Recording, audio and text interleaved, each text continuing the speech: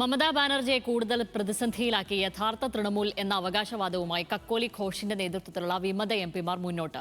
2 എംപിമാർ കൂടി പിന്തുണ അറിയിച്ചതോടെ 22 എംപിമാർ ഒപ്പമുണ്ട് എന്നാണ് വിമതരുടെ അവകാശവാദം. വിമതരെ അനുനയിപ്പിക്കാനുള്ള ശ്രമം അഭിഷേക് ബാനർജിയുടെ നേതൃത്വത്തിൽ നടക്കുന്നുണ്ടെങ്കിലും ഇതുവരെ ഫലം കണ്ടില്ല. അതിനിടെ വ്യാജ ഒപ്പുകേസിൽ മമതയുടെ വീടിനോട് ചേർന്നുള്ള പാർട്ടി ഓഫീസിൽ പരിശോധന നടത്തി സിഐഡിയും അന്വേഷണം വ്യാപിപ്പിക്കുകയാണ്. ഡൽഹിയിലുള്ള മമതാ ബാനർജി സോണിയാഗാന്ധിയുമായി കൂടിക്കാഴ്ച നടത്തി. രാഷ്ട്രീയ ജീവിതത്തിലെ ഏറ്റവും വലിയ തിരിച്ചടിയിലൂടെ കടന്നുപോവുകയാണ് മമതാ ബാനർജി. MLA-മാർക്ക് പിന്നാലെ MP-മാർ കൂടി വിമത നീക്കം നടത്തിയതോടെ അഭിഷേക് ബാനർജിയുടെയും മമതയുടെ വിശ്വസ്തരുടെയും നേതൃത്വത്തിൽ അനുനയ ശ്രമങ്ങൾ തുടരുകയാണ്. വിമതരുമായി ഫോണിൽ സംസാരിച്ചെങ്കിലും തീരുമാനത്തിൽ മാറ്റമില്ലെന്ന നിലപാടിലാണ് MP-മാർ. പലരും മമതയ്ക്കെതിരെ പരസ്യ വിമർശനവും ഉന്നയിച്ചു. മമത ഒരുപാട് മാറിപ്പോയെന്ന് ലോക്സഭാ അംഗം ശതാബ്ദി റോയ് തുറന്നടിച്ചു. MP-മാർ ഉൾപ്പെടെയുള്ളവരുടെ വാക്കുകൾക്ക് വില കൊടുക്കാത്തതുകൊണ്ടാണ് പാർട്ടി വിടുന്നതെന്നും നേതൃത്വം വ്യാപകമായ അഴിമതിക്ക് കൂട്ടുനിൽക്കുന്നുവെന്നും ശതാബ്ദി റോയ് ആരോപിച്ചു.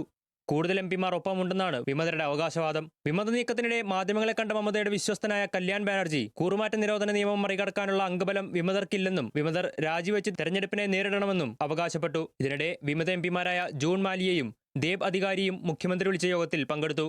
വിമത നീക്കത്തിനിടെ പ്രതിപക്ഷ നേതാവിനെ തിരഞ്ഞെടുക്കുന്നതുമായി ബന്ധപ്പെട്ട് സ്പീക്കർക്ക് നൽകിയ കത്തിലെ ഒപ്പുകൾ വ്യാജമാണെന്ന പരാതിയിലും അന്വേഷണം ശക്തമാക്കുകയാണ് സംസ്ഥാനം ഭരിക്കുന്ന BJP സർക്കാർ. കാളിഘട്ടിലെ മമതയുടെ വീടിനോട് ചേർന്നുള്ള പാർട്ടി ഓഫീസിൽ CID സംഘം പരിശോധന നടത്തി. വിമത നീക്കത്തിന് തുടക്കമിട്ട ഋതബ്രത ബാനർജിയുടെ പരാതിയിലാണ് CID നടപടി. പ്രതിസന്ധിക്കിടെ ജൻപത് റോഡിലെ 10-ാം നമ്പർ വസതിയിലെത്തിയ മമതാ ബാനർജി സോണിയാഗാന്ധിയുമായി കൂടിക്കാഴ്ച നടത്തി. 1 മണിക്കൂറിലധികം നീണ്ടുനിന്ന ചർച്ചയിൽ പ്രതിപക്ഷ പാർട്ടികൾ ഒന്നിച്ചു മുന്നോട്ടു പോകണമെന്ന നിലപാടാണ് ഇരുവരും പങ്കുവച്ചത്. National desk, news Malayalam.